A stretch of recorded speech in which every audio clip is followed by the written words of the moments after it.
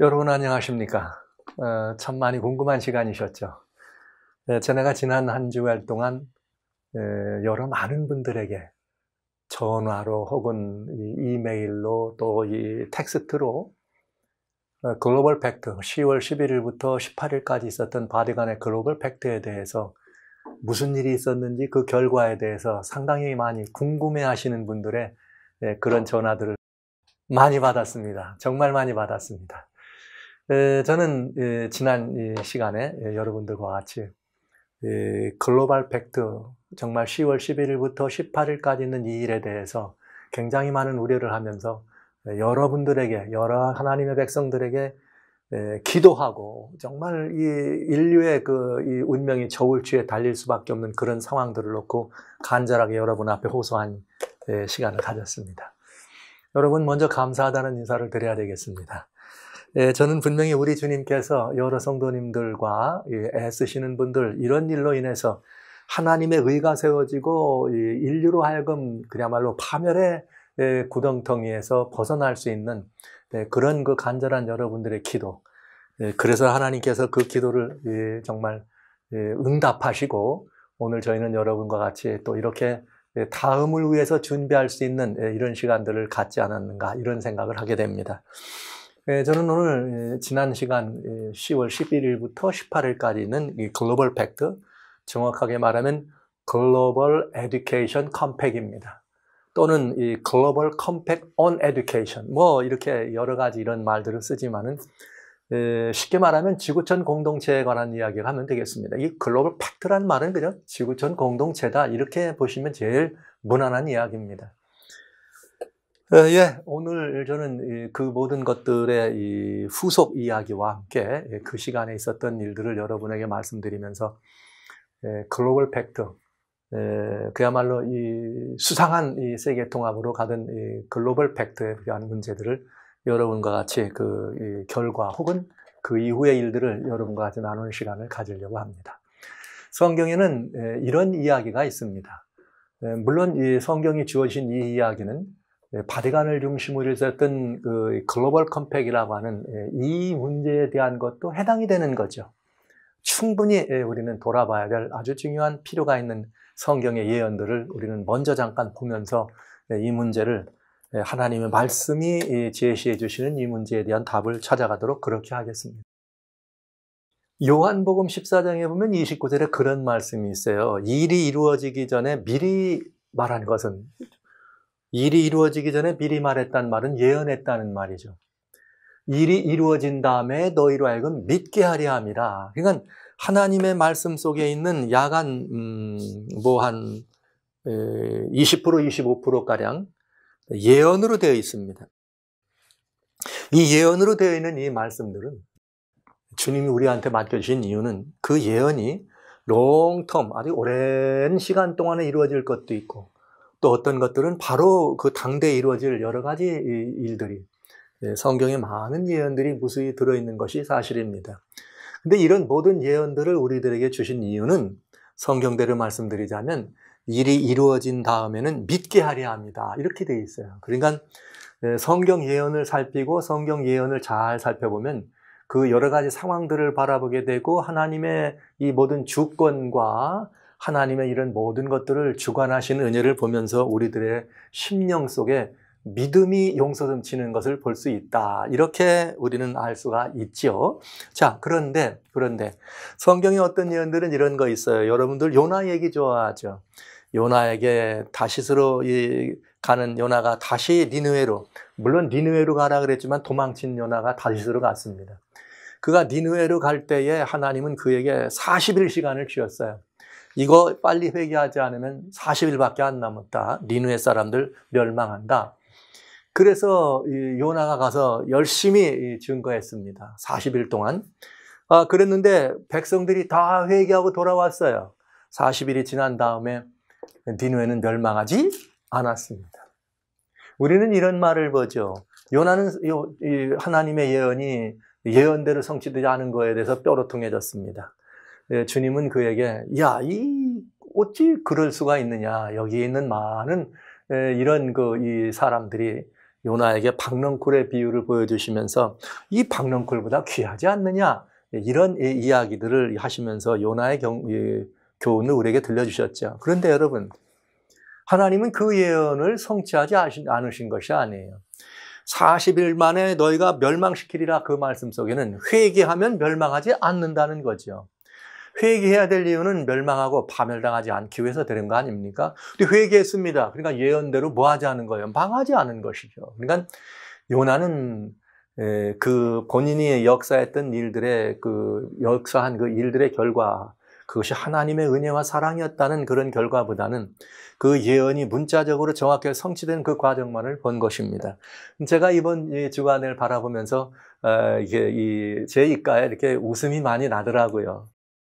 저는 분명히 하나님께서 우리 성도님들의 많은 기도를 응답하셨구나, 이런 마음의 생각이 들고, 그런데 또 어떤 분들은 그때 뭔가 좀 일어난다고 하더니 왜 안 일어났어, 이런 분들도 있을 수 있겠습니다. 요나의 교훈을 잘 들으시면 좋겠습니다. 제가 이 말씀을 드리는 데는 그만한 연유가 있습니다. 성경에는 여러분 아시는 것처럼 그 많은 예언 가운데 특별히 신약 성경에는 요한계시록이 예언의 중심입니다. 이 요한계시록은 예수님 십자가 이후부터 시작해서 예수님이 다시 오시고 인류 역사와 그런 모든 새하늘과 새 땅까지의 창조가 들어있죠.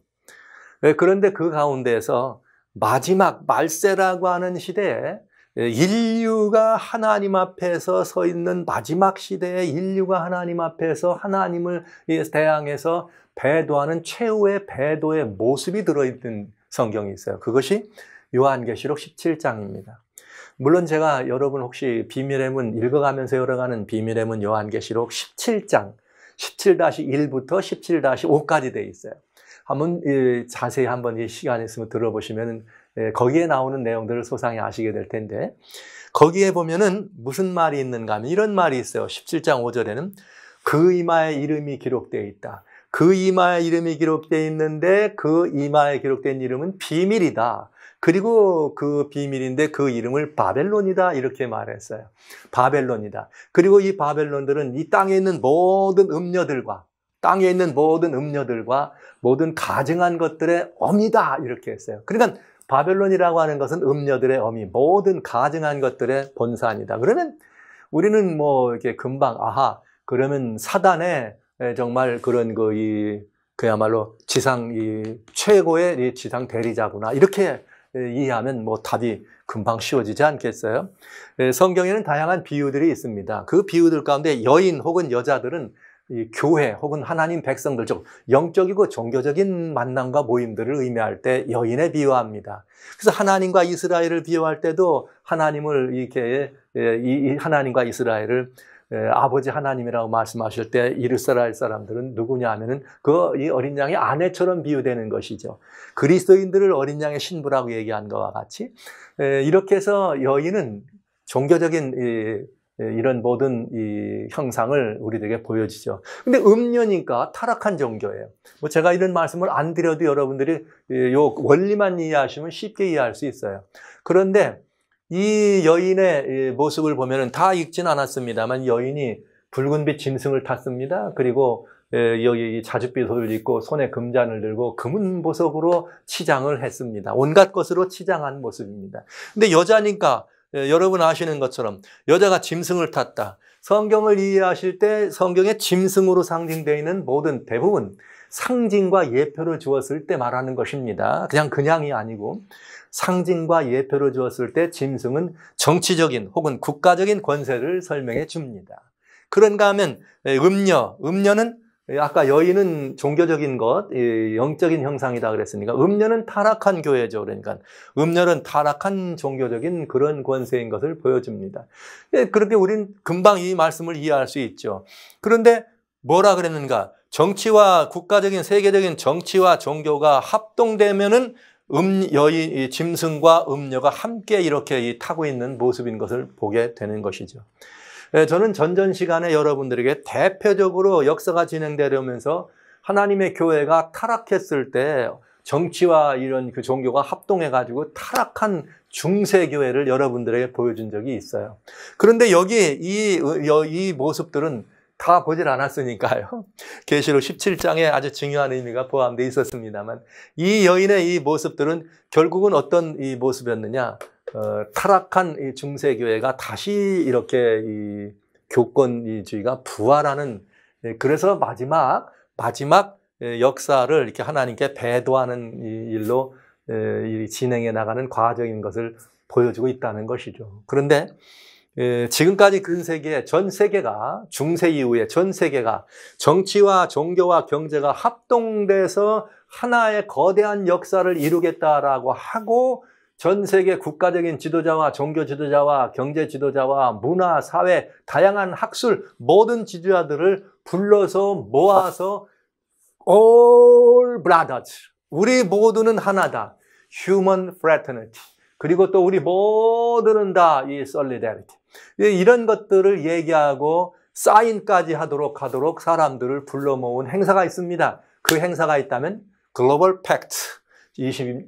금년 20년 10월 11일부터 18일까지 있는 이 바티칸에서의 이 행사라는 것은 이제는 우리가 무엇을 보든지 금방 속지 아니하고 이해할 수, 또 정말 무언가 깊이 살피지 않아도 금방 알아볼 수 있는 그런 형상인 것을 우리는 보게 되는 것이죠. 그래서 그때에 원하는 것은 All Brothers라고 하는 그 슬로건을 가지고 세계의 이 모든 종교들을 혼합하게 하고, All Brothers, 종교가 무엇든지 전통이 무엇이든지 문제가 되지 않았고요. 모든 휴먼 프래터니, 모든 종교는 언어든 문화든 피부색이든 뭐든 상관없이 다 형제예요. 우리가 살고 있는 이 지구촌은 공동체, 지구촌은 우리가 다 함께 보살피고 함께 돌봐야 될 우리 모두의 집인 것입니다. 그래서 이것들은 유니버설 빌리지다. 이러면서 세계는 모든 정치나 경제나 함께 종교까지도 통합하는 이런 일을 이루기를 원했다고 하는 것이죠. 굉장히 중요한 일입니다.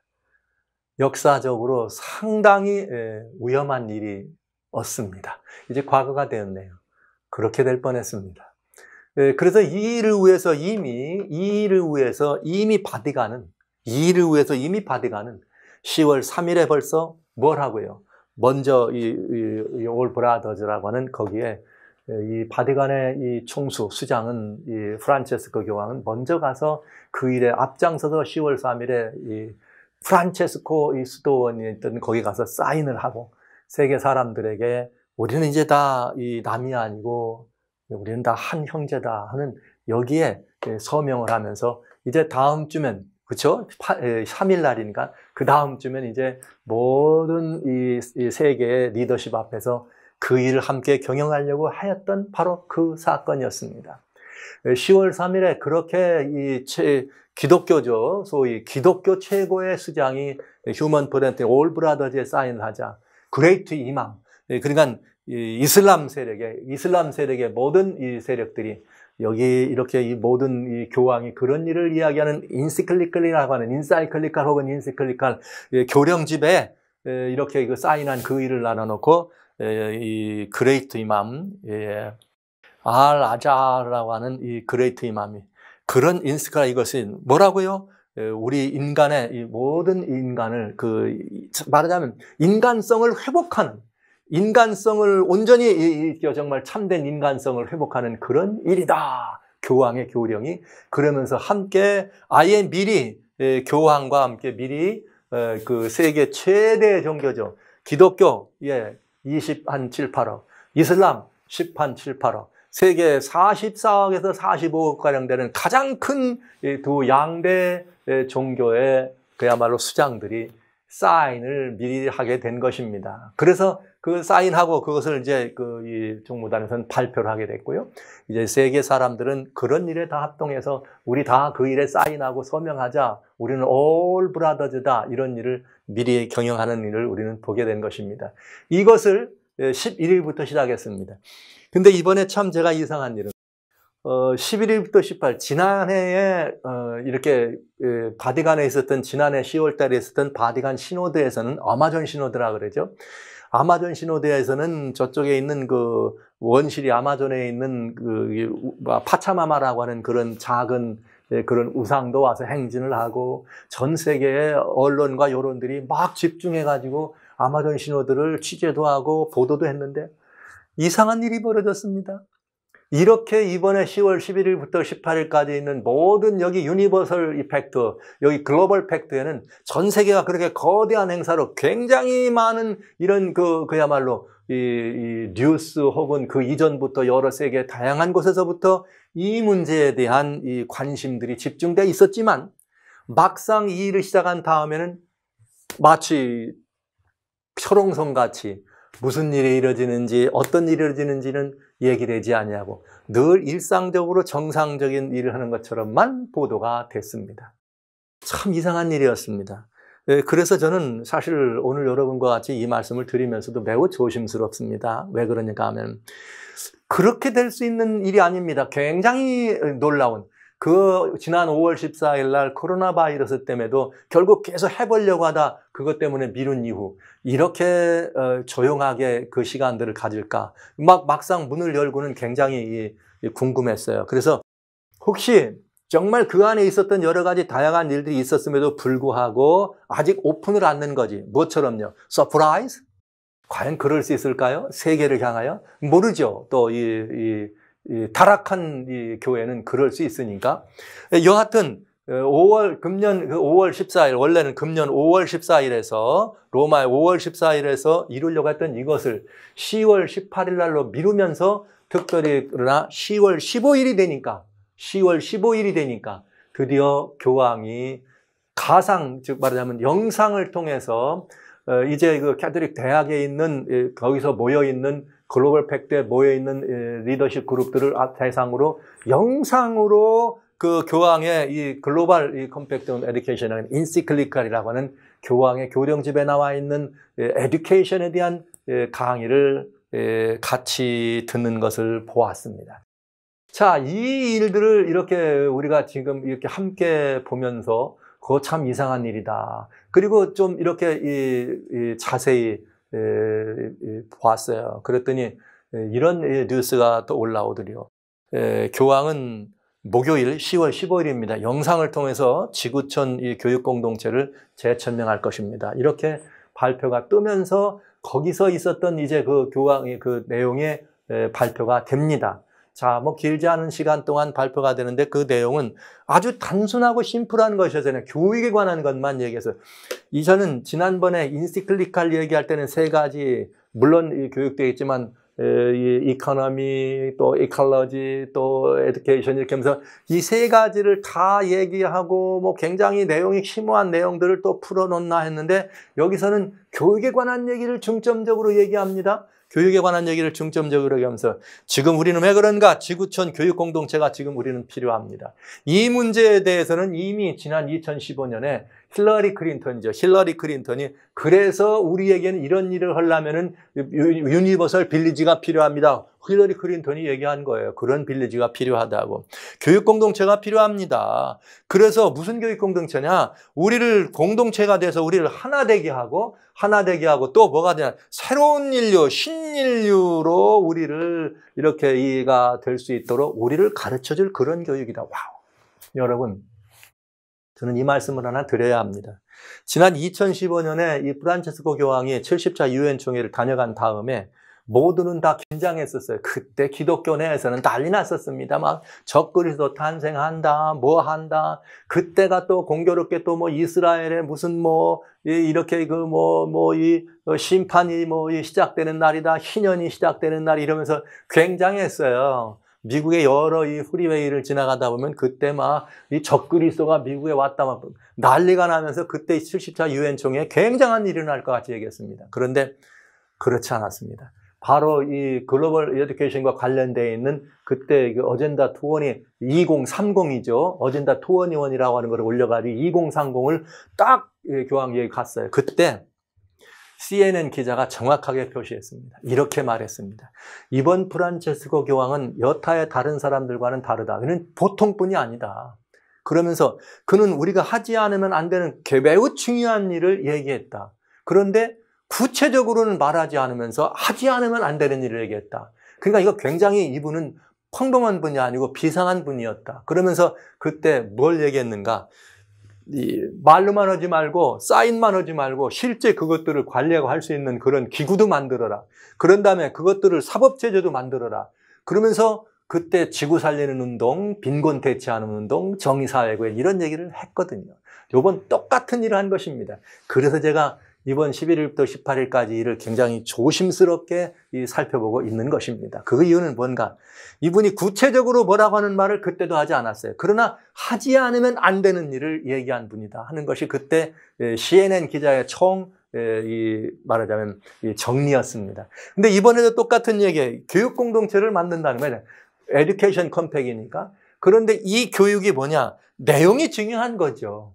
교육 공동체, 그러니까 세계인은 다 하나로 교육받아야 합니다. 청소년들을 중심으로 해서 이것들을 하나로 다 교육하게 하면 청소년이니까 말이죠. 이게 여러분 아시는 것처럼 지금은 60대까지 청년입니다. 세계 유엔에서 발표한 이게 유수는 60세까지예요. 그러니까 60세까지 다 같은 교육이라면 그 이후에는 힘없는 분들이죠. 그렇죠?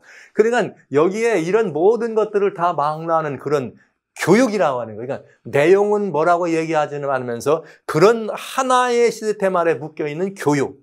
그래서 인간의 혼과 사상과 우리의 이것들을 영혼을 송두리째 바꿀 수 있는 교육에 대한 중요성을 강조한 거죠. 교육 내용은 말하지 않고 그 내용은 라우다리스. 그러니까 지난번 말씀드렸던 것과 같은 그 교황의 인사이클리카. 그랬는데 여러분 참 이상한 일이죠.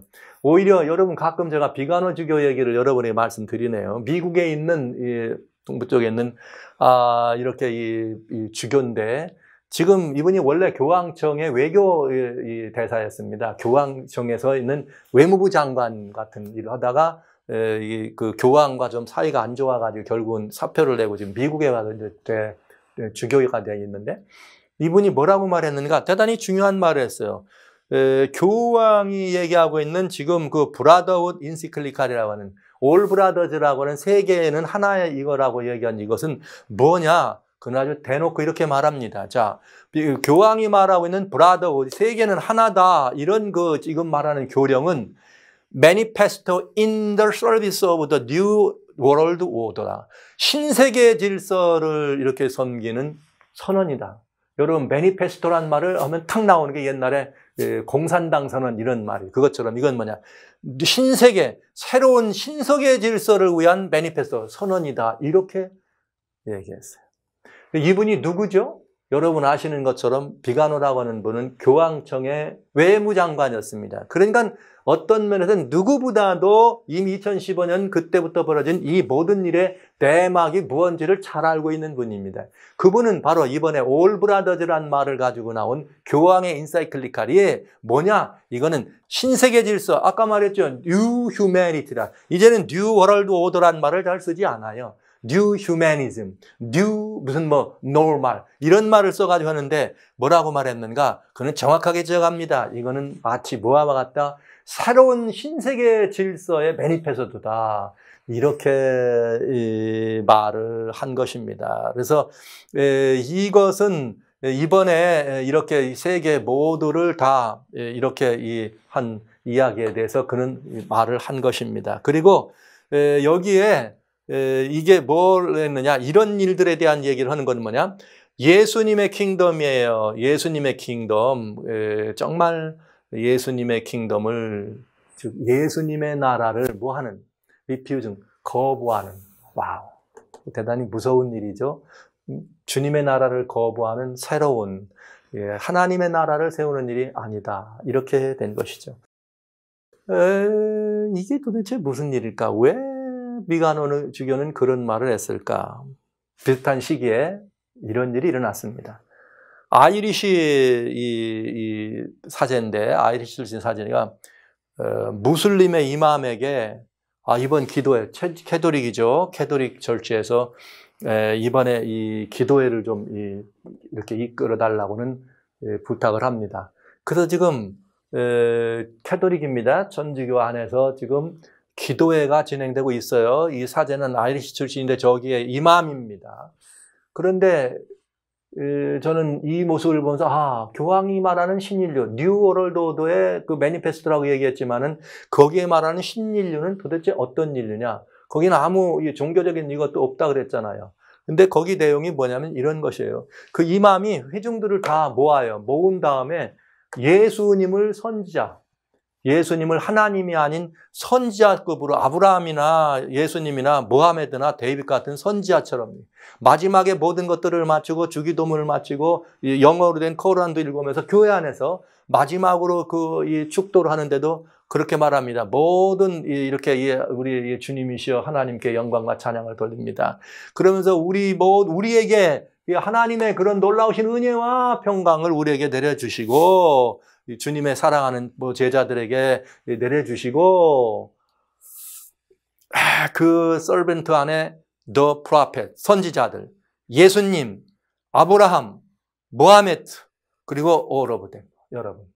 그러니까 예수님이 하나님이 아니고 그냥 선지자들과 같은 존재 중에 하나인 것으로 말을 하고 있는 이슬람 그 가르침과 우리 이 캐톨릭의 가르침이 지금 합동돼서 함께 하나님께 기도하는 사건. 이게 소위 All Brothers의 New Humanism의 New Humanity의 결국은 진수 아닐까요? 여러분은 어떻게 생각하십니까? 이게 과연 있을 수 있는 일일까요? 우리는 이 문제에 대해서 많이 생각해 봐야 합니다. 그래서 지난 5월 15일 날 여러분 이 글로벌 팩트라고 하는 에듀케이션이라는 말을 썼지만 그 포장된 넘어는 뭐냐면 together to look beyond. 우리가 모두 다 함께 좀 넘어보자 이거예요. 그죠? 드러나 이거 말고 그 뒤에 있는 이면까지 넘어보자 이런 이야기들을 하면서 영상으로 이렇게 이제 이 교황의 그 교령집과 에듀케이션 컴팩에 초청된 인사들을 향한 교황의 시간을 가진 것입니다. 모두가 다 이렇게 그 시간을 갖게 됐죠. 그래서 그때에 그는 이 교육에 대해서 아주 중요한 이야기를 합니다. 이 교육이라고 하는 것이 얼마나 중요하냐 영상으로 이렇게 얘기하는데 우리는 뭘 생각해야 교육에 대해 생각하는데 이렇게 생각했어요. 우리 세상과 우리 세상의 역사를 더욱 사람답게 만드는데 무엇보다도 최상의 길은 뭐냐? 교육이다. 인간을 인간답게 만들고 세상을 이렇게 사람 중심적인 이런 걸로 만드는 거는 교육에 있다는 거죠. 그래서 교육이라고 하는 것은 뭐냐면 대를 이어 물려온 그 조상 때부터 지금까지 from generation to another 이게 대를 물려 내려온 서로 간의 그런 그 사랑과 서로를 책임져주는 이런 모든 것들 사랑하고 책임져야 하는 그런 일 중에 가장 중요한 일이 뭐냐? 교육이라는 것이. 그러면서 교육은 모든 사회계층이 다 포함되어야 하는 것입니다. 이렇게 설명합니다. 이렇게 해서 그날 이렇게 바티칸에서는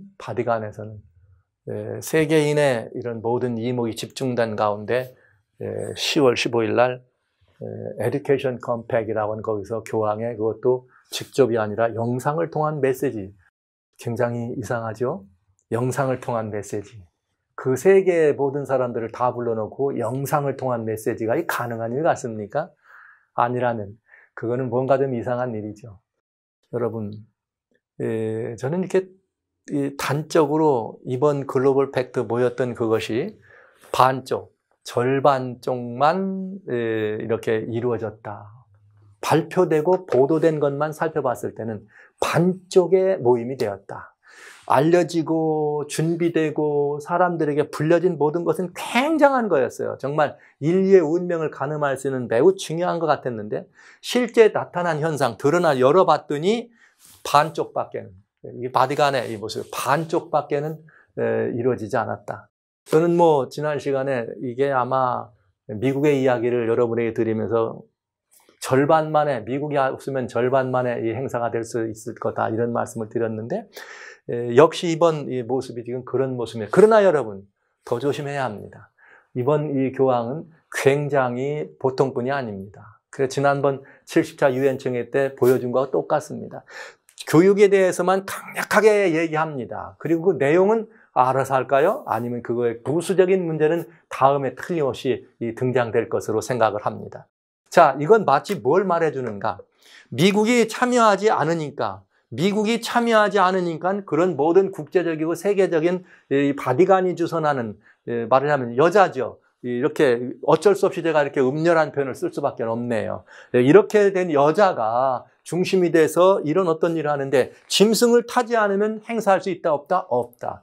정치적이고 물리적인 파워가 없이는 단순히 종교적인 행사만 가지고는 안 된다는 거죠. 그래서 어떤 종교나 정치가 합동되고 연합되지 아니하면 그 모든 것들은 그 세력을 온전히 이루어갈 수 없는 것을 이번에 우리는 또 한번 보게 되는 것이죠. 그러니까 바디간이라고 하는 한 세력, 즉 그게 중세를 다시 부활한 타락한 교회였다, 기독교였다, 그런 교회적인 그런 파워만 가지고는 되지 않는다는 거죠. 그런데 그렇게 해서 절반만의 행사와 같은, 절반만의 집회와 같은 모습을 일단은 보여놨습니다.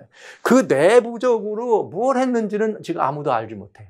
거기서 정말 뭐 나라마다 와서 대사들이 와서 사인을 했는지, 교황청에 대사가 왔는지, 일부 유럽의 대통령들이 참석한 건 확인이 됐지만은 거기 폼페이오 대통령도 만나기도 하고, pompeo는 11일 날 거기 다시 미국에 돌아온 것을 우리는 알고 있고요. 미국은 어쨌든 간에 트럼프 대통령이 안 가셨으니까 여기 참여 안 한 거로 봤다 할 때 절반만에 이런 그 행사가 되고 말았다는 것. 형식적으로 내용은 우리가 아직 볼 수 있지만 형식적으로는 그렇게밖에는 볼 수가 없겠습니다.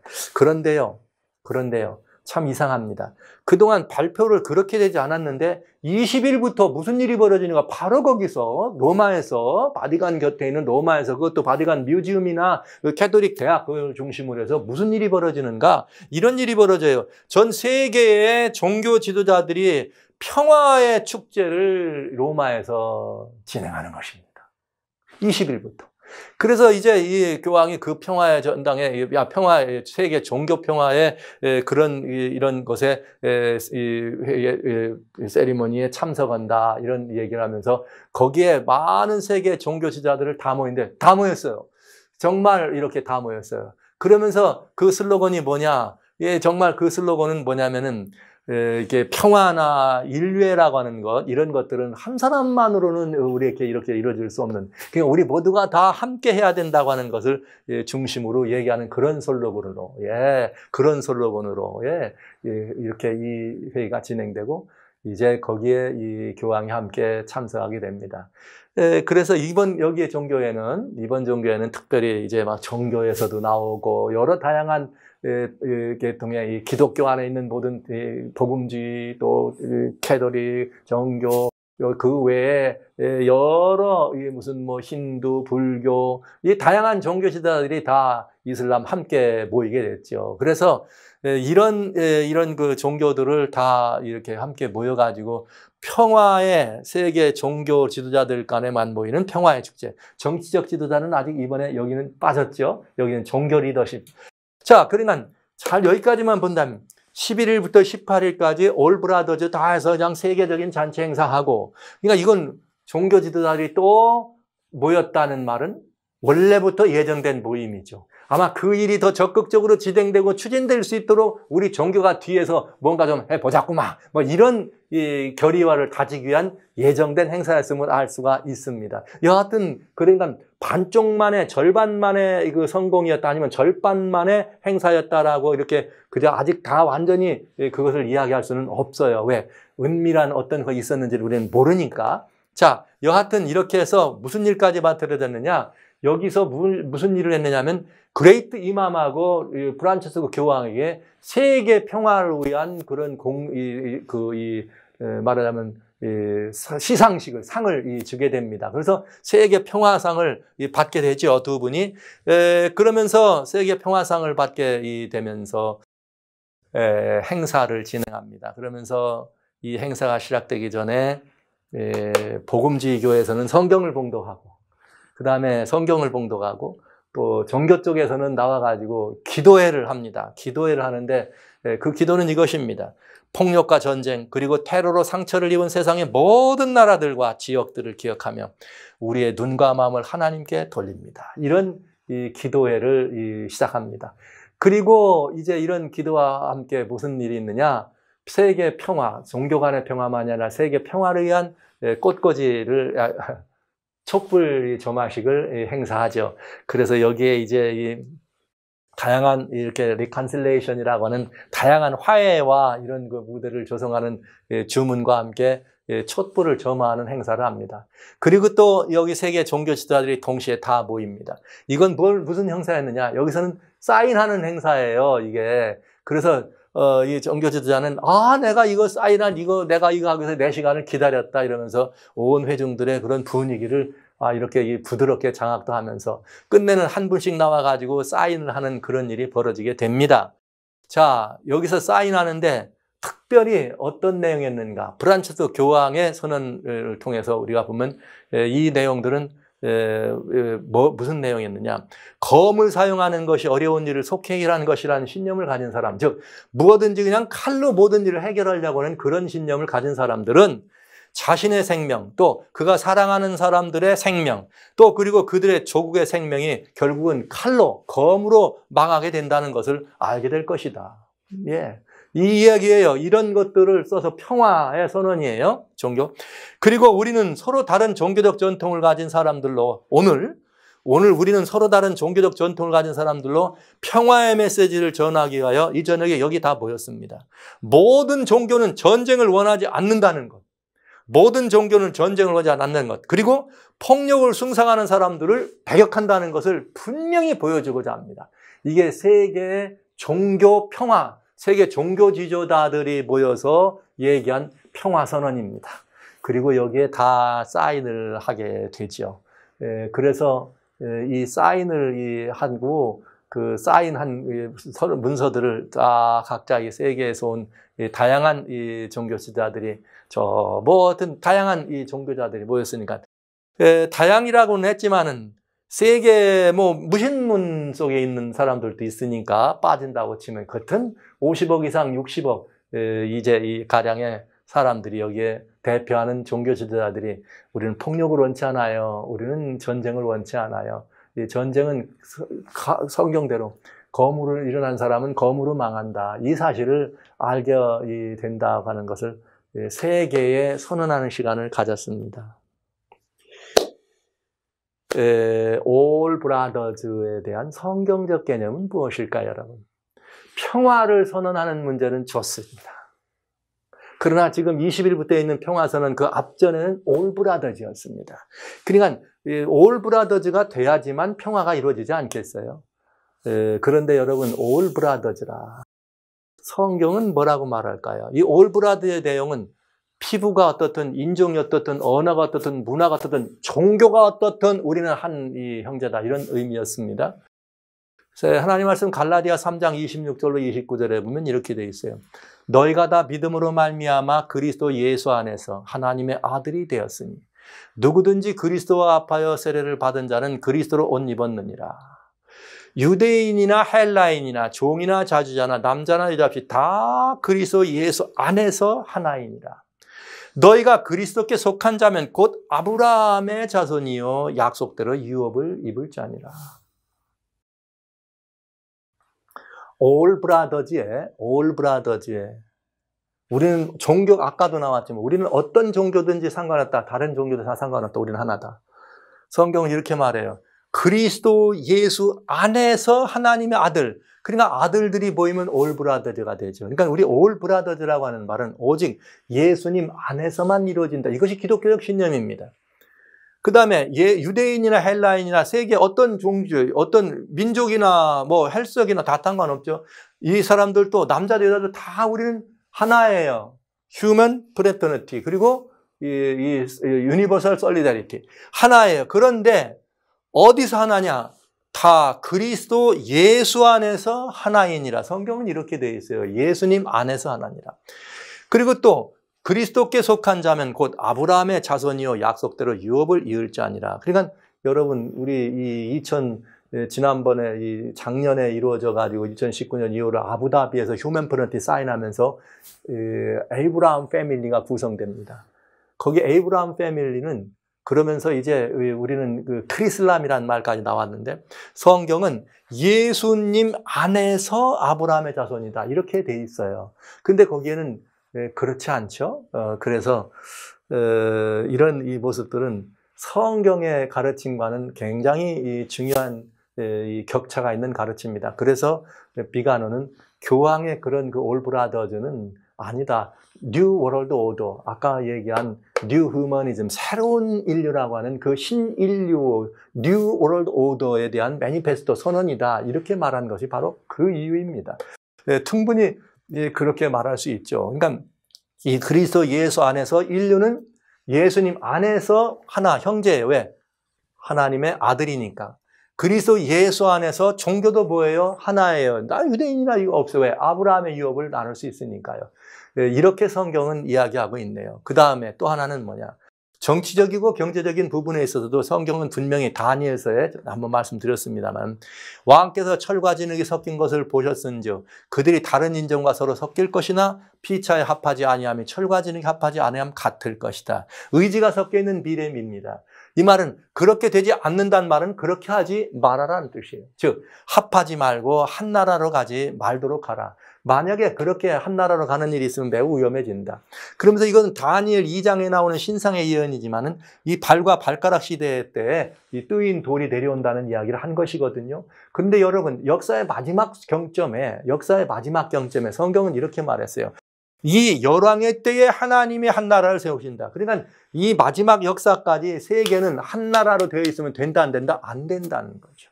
열왕이라는 말은 열 나라, 즉 분열이란 뜻이에요. 분열된 나라들로 있을 때 나라가 각기 경계와 거주의 경계를 하나님이 하나셨으니까 그런 경계와 거주와 경계를 하나신 하나님의 뜻대로 각자 주어진 삶에 충성할 때 하나님은 사람의 손으로 하지 않은 뜨인 돌 대신은 예수님께서 오셔서 역사를 마감하시겠다. 말세를 가져온다는 말씀을 하신 것입니다.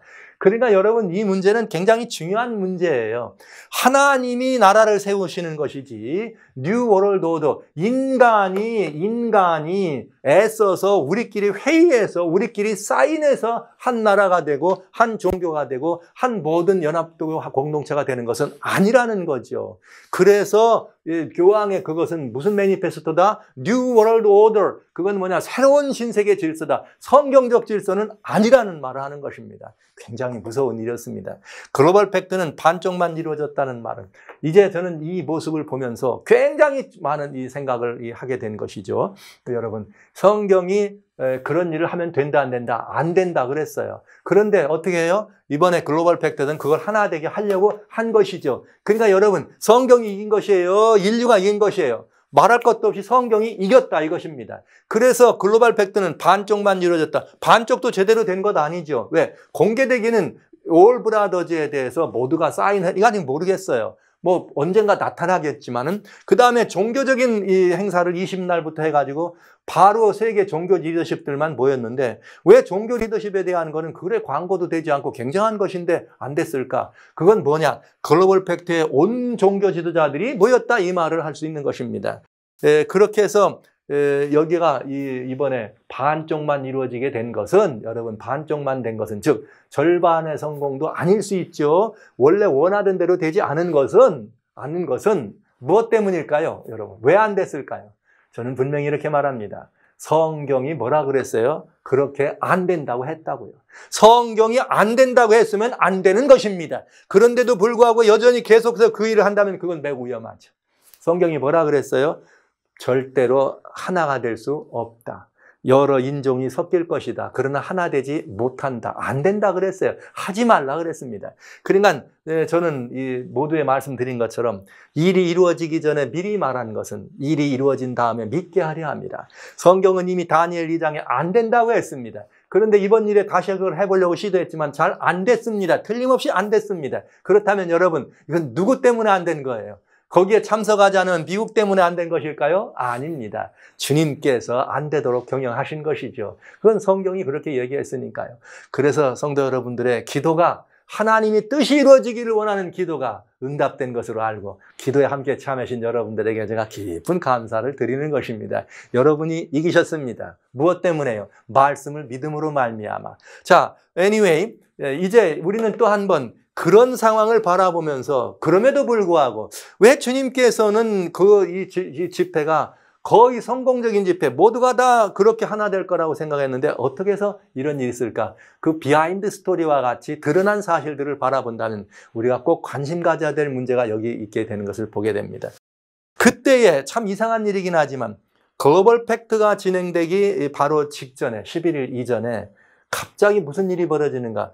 이 세계 최고의 강대 제국인 미국의 대통령 도널드 트럼프 대통령이 코로나 바이러스에 확진이 되면서 병원에 입원하게 되는 일이 벌어지네요. 코로나 확진이 되면서 병원에게 월터 리드라고 하는 병원에 입원하면서 그는 무슨 일이 벌어져요? 이제 글로벌 팩트와에는 만약에 가야 된다 하더라도 안 가도 될 수 있는 정상적인 그런 상황이 된 것입니다.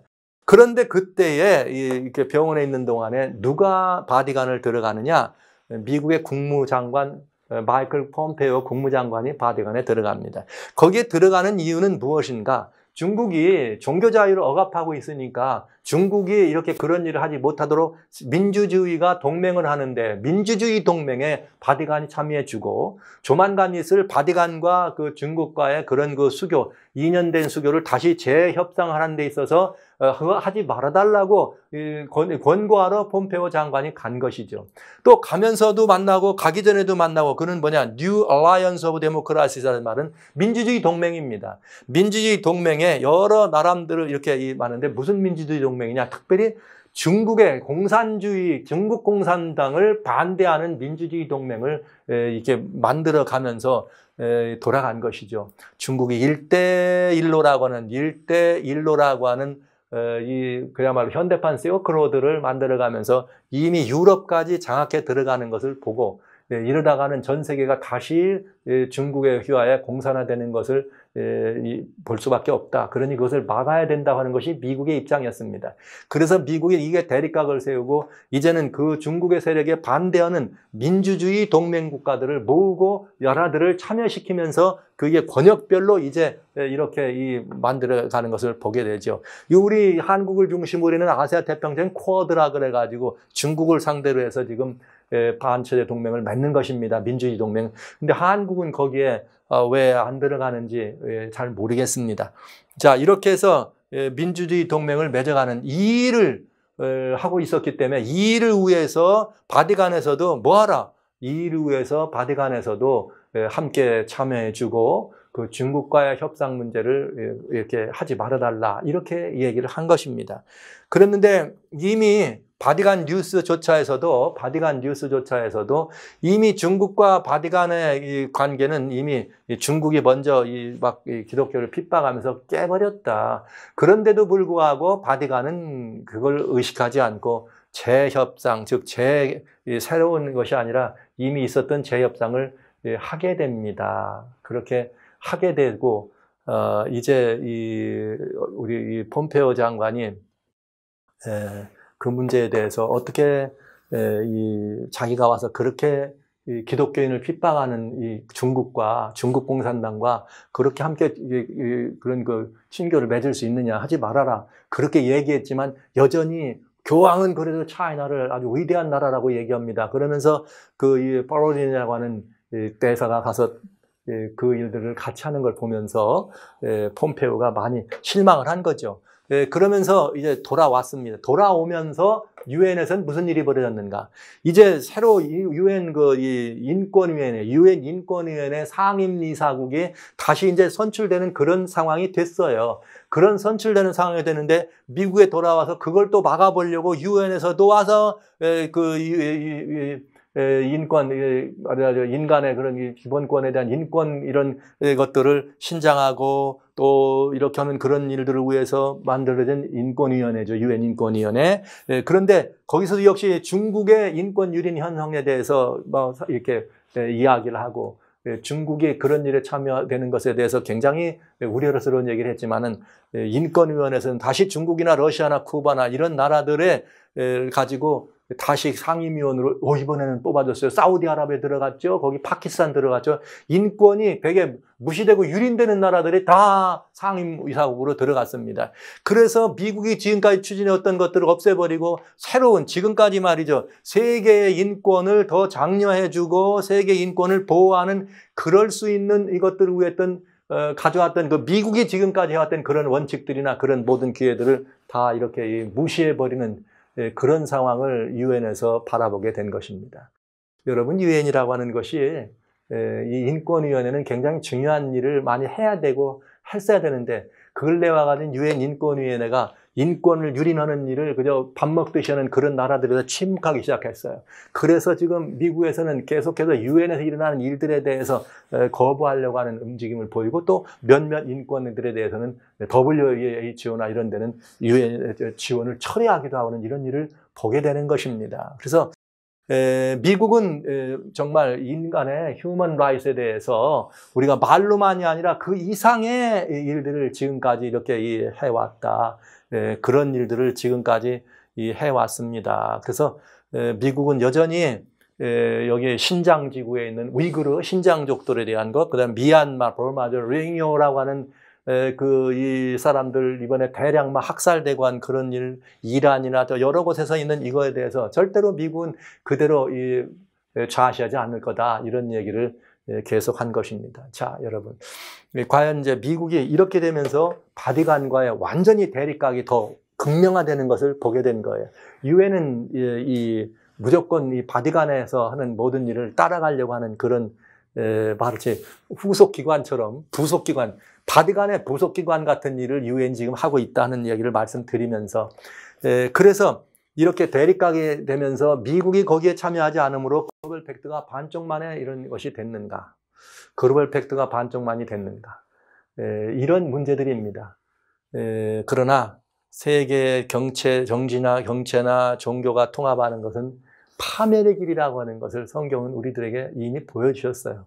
그래서 미국이 거기에 참여하지 않은 것이 어떤 그런 그 영향력이 될 수는 있지만 근본적인 이런 모든 것들을 주관하시고 주선하시는 힘은 근본적인 힘은 어디에 있는가? 우리 주님께서 막으셨다는 사실입니다. 여러분, 데살로니가 후서 2장 5절로 8절에 이런 말이 있습니다. 이게 불법의 비밀이 활동하는 일을 막는 일이에요. 내가 너희와 함께 있을 때 이 일을 너에게 말하는 것을 기억하지 못하느냐. 이 일이라는 건 뭐냐? 불법한 사람이 나타나서 하나님의 성전이 아니라 내가 자칭 하나님이다 하는 이런 일들을 말하는 거예요. 불법의 비밀이죠. 내가 너희와 함께 있을 때 이 일을 너에게 말하는 것을 기억지 못하느냐? 저로 하여금 저희 때 나타나게 하려 하여 막는 것을 지금도 너희가 하나니. 그러니까 불법의 비밀이 나타날 때가 있어요. 그게 마지막 때입니다. 이 마지막 때니까 이제 지금이 활동에 왕성할 때인데 그것 나타날 때를 위해서 하나님이 막으신다. 지금도 너희가 안 하니. 불법의 비밀이 이미 활동하였으나 지금 막는 자가 있어 그 중에서 옮길 때까지 하리라. 그때에 막는 자가 있어요. 이 불법한 일이 일어나지 않도록. 막는 자 누구예요? 하나님께서 이것을 막으십니다. 그러나 언젠가는 이 일에 대하여 그때에 불법한 자가 나타나리니 그래도 막아도 역시 마지막 배도의 길에 서게 되니니 그때는 언제냐? 주 예수께서 그 입의 기운으로 저를 죽이시고 강림하여 나타나심으로 패하시리라. 예수님 재림은 바로 이 문제와 매우 밀접한 관계가 있는 것을 알 수가 있습니다. 즉 불법한 존재가 마지막 자리에 나타나는 이것이 바로 멸망에 가증한 것이 거룩한 것에 서는 사건이죠. 그걸 바라보면 어떡하라고요? 그때가 바로 예수님 강림하실 때가 된다. 이것을 우리는 알게 됩니다. 그러니까 저는 이번에 글로벌 팩트가 잠깐 이렇게 어마어마한 세계적인 행사로 광고되고 추진되고 진행됐지만 그 일이 이루어지지 않고 절반쯤의 행사인 것처럼 마치 그냥 보통 또 오히려 예년보다도 훨씬 더 주목을 받지 못하고 이렇게 문을 내린 걸 보면은 틀림없이 이건 하나님의 주권적 섭리가 있었다고 저는 확신합니다. 그래서 이런 일을 있다고 하는 것을 보게 되는 거죠. 자, 그럼 왜 주님께서 그 일을 이렇게 막아주셨을까? 그 이유는 이것이다. 로마서 2장 4절로 7절에 이런 말씀이 있어요. 혹 내가 하나님의 인자하심을 너를 인도하여 회개하심을 알지 못하여 그 인자하심과 용납하심과 길이 참으심의 풍성함을 멸시하느냐? 여러분, 저는 이번 이 글로벌 팩트에 대해서 드릴 말씀이 사실 많이 있어요. 이게 어떻게 우리 이 시대에 우리들에게 적용돼야 될지 말씀드릴 게 많이 있습니다. 그러나 이제 차츰차츰 구체적인 이야기를 여러분들과 앞으로 해드릴 것으로 생각합니다. 여기 보시죠. 하나님의 인자하심이 우리를 알고 회개하게 하기 위해서 어떻게 하신 거예요? 막아주신 것이에요. 기회를 주시는 것입니다. 그런데 그렇게 인자하심이 막아주는 것도 모르고 그 참으심의 풍성함을 멸시하냐? 다만 고집과 회개치 아니한 마음을 따라 진노의 날 하나님의 판단이 나타날 때까지 그 일을 계속해서 진행할 거냐? 진노를 내게 쌓는다 그랬어요. 계속해서 그 일을 할 거냐? 그러니까 무슨 말이에요? 하나님의 진노를 이렇게 쌓는다 그랬는데 그 하나님의 판단이 일어나기 전에 뭐 하라는 거예요? 고집 버리고 회개하라 이 말이잖아요. 그러니까 온 인류에게 주시는 말씀이 오늘날 글로벌 팩트가 그렇게 계속해서 고집하지 말고 이제 뭐 하라는 거예요? 고집 부리지 말고 뉴 월드 오더는 인간의 생각이고 하나님께서 말씀하시는 예수 그리스도 안에서 형제라고 하는 사실, 예수님 안에서 우리는 하나라는 사실, 예수님 안에서 우리가 아브라함의 유업을 누릴 수 있다는 사실을 믿고 그렇게 될 기회를 주시는 것입니다. 그런데 예수님이란 이름을 얘기하고 성경을 가지고 있으면서도 기독교란 이름을 가지고 하나님을 배도하는 가장 무지한 일이죠. 왜? 다른 종교가 하나님을 배도한다는 말은 몰라서 그렇다고 할 수 있어요. 그런데 하나님을 배우고 가르치고 하나님을 선포해야 될 기독교가 앞장서서 하나님을 배도하는 하지 말라는 일을 고집 부려서 그 일을 한다면 어떡할 거냐 이 말이죠. 그 책임은 누가 져야 될 것인가? 어마어마한 책임이 되지 않겠습니까? 저는 그래서 주님께서 우리들에게 한 번 마지막으로 이 엄청난 역사를 잠시 막아주셔서 이건 하나님께서 주선해서 막아주셔서 우리들로 하여금 무슨 기회를 회개케 하시는 하나님의 인자하심을 경험할 수 있는 기회를 주시는 기간이다. 저는 이 기간이야말로 얼마나 중요한 기간이냐. 여러분, 저는 여러분들에게 말씀드리기를 트럼프 대통령의 코로나 바이러스에 걸린 건 절묘한 섭리 같다. 그래서 이번 일이 미국에 참석하지 않으면 아마도 이 절반만 행사할 수 있다는 말씀을 드렸는데 마찬가지로 그런 역사여조차도 이것은 우리들에게 매우 중요한 깨달음을 보여주는 사건입니다. 그러나 여러분 여기 한 가지 더 아셔야 될 게 있습니다.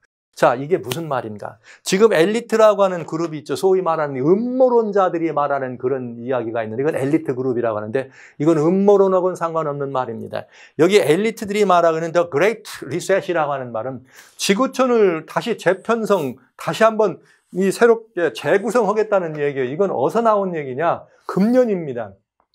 2020년 다보스 포럼, 세계 경제 포럼이에요. 전 세계 대통령, 전 세계 다양한 많은 경영에 이런 이 행정적으로, 실무적으로, 비즈니스는 이런 사람들이 3,000명, 4,000명이 모여서 이게 다보스에 모여가지고 포럼을 갖는 연례 행사인데 금년엔 50차 기념 행사. 금년 기념행사 때는 바티칸에서 환영사까지 했습니다. 그런데 이번 금년에 50차 기념행사의 가장 중요한 슬로건이 뭐냐? The Great Reset이에요. 지구촌은 어떻게 한다는 것이에요? 다시 어떻게 한다는 거예요? 재편성하자는 거예요. 그래서 세계는 총체적으로 재설정돼야 된다. 그 다보스 포럼을 창립한 클라우스 슈밥이라는 사람이 얘기를 하면서 다양한 많은 것들, 지구촌을 다시 대설정하는 프로젝트를 발표하고 이대로 가야 된다고 얘기합니다. 그런데 여러분 잘 보십시오. 2020년 1월 달이면 아직 코로나 바이러스는 있을 때입니까? 없을 때입니까? 세계적인 현상이 되기 전입니다. 아직 미국은 중국 문 닫지도 않았을 때예요. 그런데 이미 여기에는 코로나 바이러스에 대한 대안이 있었다는 것입니다. 그렇다면 이건 그레이트에서 지구촌을 다시 한번 재설정하자는 얘기가 오늘 모여서 오늘 나온 얘기일까요? 어제 모여서 오늘 나온 얘기일까요? 한 달 된 얘기가 지금 나온 얘기일까요? 아니겠죠. 이건 오랫동안 준비되고 세계의 모든 리더십을 중심으로 이것들이 준비되고 모든 것들이 준비되어 있는 4차 산업혁명이라는 말이 나오면서부터 이미 준비되고 이미 각본대로 나와 있는 것임을 우리는 알 수 있다고요. 그래서 금년에는 이것이 선언되고 이 일을 진행하자. 뭘 목표로 했을까요? 이건 경제 포럼이니까 여러분. 정치 포럼은 아마 어쩌면 코로나 바이러스 때문에 이런 일이 이루어지지 않았지만 정치와 경제가 함께 합동돼서 종교인 바티칸에서 10월 달에 모이려고, 만약에 코로나 바이러스가 없어서 5월 달에 이 일을 했다면 굉장한 일이 있을 것이 분명합니다. 왜? 이런 엄청난 리더 그룹이 모였을 때 거기서 그날의 그 대표적인 슬로건으로 나왔고, 이제는 지구촌 대설정이라는 말이 하나의 매우 중요한 이슈로 등장했을 때이기 때문에요. 그러나 이게 10월 달로 미뤄졌습니다. 미뤄졌지만 이 일은 여전히 진행되는 계속적인 일. 여기서 한 가지 우리가 주목할 사실은 이 일을 주창한 사람들은, 물론 미국에서도 역시 막 짭제프 같은 사람, 이때 모인 다음에 바티칸에서 회의를 하면서 미국이야말로 제일 이 일에 반대되는 나라다, 이렇게 미국을 찝었거든요. 그런데 코로나 바이러스 때문에 미국이 상당히 이 어려움을 많이 겪게 된 것도 사실입니다. 그런데 세계 지도자들은 전부가 다 그레이트 리세션이라고 하는 이 플랜에 동의하고 함께 가려고 한 것입니다. 그런데 오로지 한 사람, 도널드 트럼프 대통령만 뭐 했느냐? 아니다. 그레이트 리세션이라고 하는 것은 타고 보면 이거는 사회주의와 같다. 그래야 트럼프 대통령이 반대한 거거든요. 이건 글로벌리스트들 무슨 뭐 유니버셜리즘, no, 아니다. 소셜리즘으로 가는 거다. 그게 다 소셜리즘이고 우리는 사회주의가 미래가 아니라 반대했거든요. 그래서 여기 이 환경 문제를 중심으로 전체주의 세계로 돌아가는 이런 그 형편에 대해서 유일하게 반대한 사람은 트럼프뿐이 없다. 이렇게 얘기한 것입니다. 그리고 도널드 트럼프 대통령은 새로운 그런 클라이미트, 환경 문제에 대해서 새롭게 다시 할 거다 하면서 파리 협약에서 빠진 거거든요. 자, 이러면서 트럼프 대통령은 전 세계 지도자들이 바라보는 지구촌 재편성에 반기를 든 대립각을 세운 분이기 때문에 미움털이 박힌 거죠.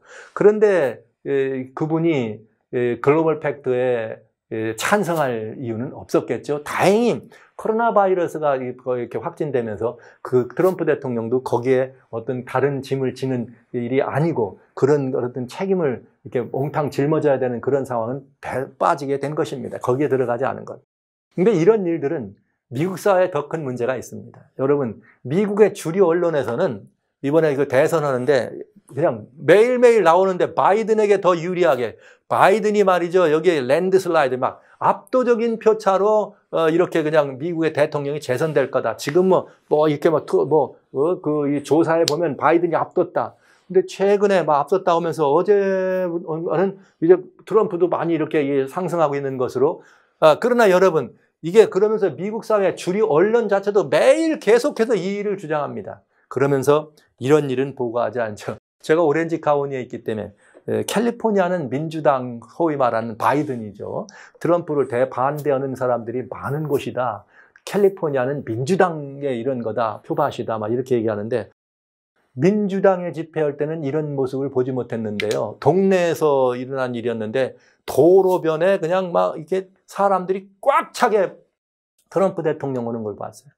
여기 또 이 캘리포니아에서 이 뉴폴트 비치라고 하는 데는 아주 굉장히 이렇게 부유한 사람들이 사는 그런 동네인데, 여기 태평양 가래 완전히 수킬로를 트럼프 대통령이 온다 그래서 막 그 환영 인파, 서포터들이 나오는 걸 보면서 주류 언론은 이런 걸 보도하거나 발표하지 않죠. 미국 사회 자체도 지금 전부 다 친바리간, 친뉴월드 오더로 지금 가고 있는 것이 분명합니다. 그래서 무조건 트럼프 대통령의 그 후보에 대해서는 완전히 다 이렇게 내리고 바이든을 대통령으로 이 백악관으로 모시기 위해서 경쟁적으로 일하는 걸 볼 수가 있다. 참 어째 이런 일이 이 나라가 이렇게 생겼는지 참 어려운 일이지만, 계속해서 주류 언론은 보도하지 않지만은 실제 트럼프 대통령이 유세를 하는 곳은 어마어마한 인파들이 모여듭니다. 어마어마한 인파들이 모여들면서 그야말로 국민들의 사랑과 인기를 몰아가고 있다고 얘기해도 괜찮겠어요. 유세 현장에서 그냥 같이 사람들하고 막 춤도 추고 이래가면서 그런 현장들을 우리는 보게 됩니다.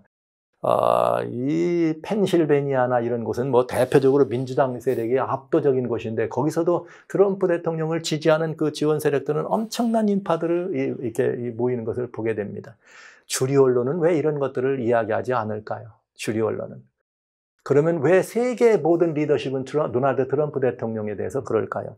이번 글로벌 팩트도 세계가 다 갔을 텐데 도널드 트럼프 대통령이 코로나 때문에 안 간다. 그러니까 나도 안 간다. 이렇게 되지 않았을까요?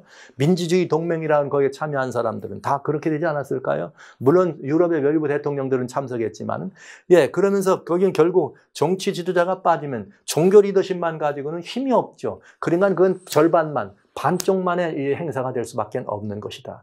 그러면 왜 이런 일이 벌어졌을까? 우리는 이제 도널드 트럼프 대통령이 참석하지 않았다. 그래서 안 됐을 거다. 이렇게 얘기할 수 있지만 그것도 어떤 생각해 볼 수 있는 거지만 실제 과연 그럴까요? 이상한 일이긴 하지만 미국 도널드 트럼프 대통령이 진짜 기독교인이 아니냐 이런 것도 많이 돌아다녀요. 그러나 그의 그 공언하는 이야기는 우리는 미국은 하나님께만 무릎을 꿇습니다. 뭐 이런 얘기를 하고 어디든지 가면 막 지금 이건 라스베가스 쪽에 왔을 때는 교회에서 트럼프 대통령을 단 앞으로 모아가지고 그냥 단에서 소위 기독교가 얘기할 땐 폭탄 기도라 그러죠. 앞에다 놓고 막 전 성도들이 모여가지고 트럼프 대통령을 위해서 기도회를 하기도 하고 이럽니다. 그런데 친천지교 성향이죠. 친선지교 성향인 이런 그 사이트에 하려고는 분들이 뭐라고 말하나 이 자닌니 이분이 이제 굉장히 여기서 굉장히 많이 활동을 하고 있는데 이런 표현을 씁니다. 미국 대통령이 미국을 하나님께로 돌이키는 그런 증거가 여기 있다 이런 표현들을 해요. 그러면서 굉장히 여러 가지 많은 이야기들을 하곤 합니다. 이러면서 도널드 트럼프 대통령이 미국을 이렇게 유세장에 갔을 때도 도널드 대통령이 유세장에 가가지고 우리는 말이야 뭘 믿더라 마스크 쓰는 거 가지고 믿지만 다 마스크 쓰면 자기는 안 썼죠. 이번에 확진해서 바로 나오면서 나는 항체가 생겼다 말이야 안전하다 그래가면서 마스크를 벗고 이야기를 합니다. 그래서 우리가 신뢰하는 건 마스크가 아니다. 우리는 누구를 믿는다? 하나님을 믿는다. 이렇게 얘기해. 거기에 참석했던 어떤 사람들은 이 말 때문에 그냥 막 눈물이 다 나왔다 오는 사람들 있더라고요. 그 트럼프 대통령이 유세장에서 우리는 지금 저 위로부터 오시는 도움이 필요합니다. 우리는 이 도움이 필요한데 위로부터 오는 그 도움인데 위로부터 오는 이 도움이 누구냐? 우리의 보스한테 오는 거다. 우리의 주인에게 오는 거다. 근데 누가 우리의 보스냐? 예수 그리스도가 우리의 보스다. 이러면서 사람들의 막 환성을 지르고 모든 사람들로 하여금 그저 막 그렇게 그러니 미국을 하나님께로 돌이키는 분이다 하는 이런 이야기를 들을 만하지요. 공공한 자리에서 이렇게. 그러나 지금 미국 사회가 완전히 한쪽은 반대 이렇게 돼가지고 여러분 바티칸이 어딥니까? 기독교라고 봐야 되지 않을까요? 중세를 이끌어 여태까지. 그런데 어떻게 바티칸 기독교는 타락한 게 분명하죠. 왜? 하나님께로부터 세우는 하나님의 나라가 아니라 뉴 월드 오더라고 하는 신세계 질서를 인간이 세워가는 그런 글로벌 팩트라고 하는 그런 이야기들을 가지고 겉으로 표색은 굉장히 아름다운 이야기지만 내면은 전적으로 자기들 자신 같은 세계에 있는 그 카톨릭 안에서도 저건 아니다. 저건 그냥 이 하나님을 대적하는 완전히 예수님의 나라를 부정하는 이야기다라고 소리를 들어가면서까지도 그런 일을 하고 그런데 반대로 그들이 예수를 안 믿는 사람이다 얘기하는 도널드 트럼프 대통령은 하나님을 인정하고 하나님께 돌아가자고 이렇게 얘기하니 어떻게 하면 여러분 보시기에는 어떻습니까? 시편 91편에 이런 말씀이 있습니다. 하나님이 가라사대 저가 나를 살아간즉 내가 저를 건지리라. 저가 내 이름으로 한즉 내가 저를 높이리라. 저가 내게 간구하리니 내가 응답하리라. 저희 환난 때 내가 저와 함께하여 저를 건지고 영원롭게 하리라. 내가 장수함으로 저를 만족케 하며 나의 구원으로 보이리라 하시도다. 하나님을 인정하고 하나님의 이름을 높이면 하나님이 구원하시고 높여주신답니다. 오래 살게 하신답니다. 코로나 바이러스가 확진됐습니다. 도널드 트럼프 대통령은 위험군입니다. 왜? 65세 이상은 다 위험군이에요. 이 대통령은 이미 70이 넘으신 분입니다. 그러니까 위험군이 분명하죠. 그런데 뭐 이게 막 연일 이 유세장에 다니면서도 그 건강을 어떻게 유지할 수 있을까? 그런데 트럼프 대통령이 10월 7일이죠. 이제 그 병원에서 나오자마자 제일 맨 먼저 한 게 뭐냐? 내가 하나님께로부터 은혜를 받았다. 브레이딩 프롬가. 내가 지금 나온 건 하나님께 은혜를 받았다. 그의 첫 마디는 하나님께 은혜를 받은 것입니다. 너는 범사의 그를 인정하라. 그리하면 저가 되기를 지도하시리라. 저는 이 말씀과 이 모습을 보면서 정말 우리는 하나님을 인정하고 하나님을 섬기는 그런 인류가 되기를 원하고 하나님을 인정하고 하나님께로 사람들을 돌이켜줄 줄 아는 그런 리더십이 필요한 때라고 생각을 합니다. 여러분 이런 모습들을 바라보시면서 역사의 한 토막 시절이 어떻게 흘러가는지를 우리는 지금 보고 있는 것입니다. 아주 극과 극의 양극화되어 있는 상황을 우리는 보게 되네요. 성경에 이런 때 늘 말씀드렸지만 하나님께서 뭐라고 말씀하셨는가? 너는 내 백성아 거기서 나와 그의 죄에 참여하지 말라.